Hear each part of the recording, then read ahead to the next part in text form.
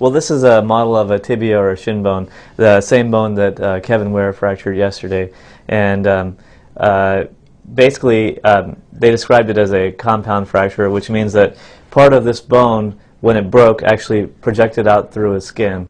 There's no way you can really put a number or a value on how much pain he was having, but I would imagine it's actually a fairly painful thing to have. You have nerve endings on the bone, and in addition to that, there's a lot of injury to his muscles and his skin as well, so all of that is quite painful. A stress fracture, if you keep playing on it, can lead to a real fracture. Of course, we don't know what his symptoms were before he fell, but that's certainly one explanation for why this may have happened. Usually what the surgeons do is make an incision over the front of the knee, and they'll use that incision to insert a rod that spans the entire length of the bone, and then above and below the fracture they'll have screws that keep the rod from rotating, keep the rod from moving.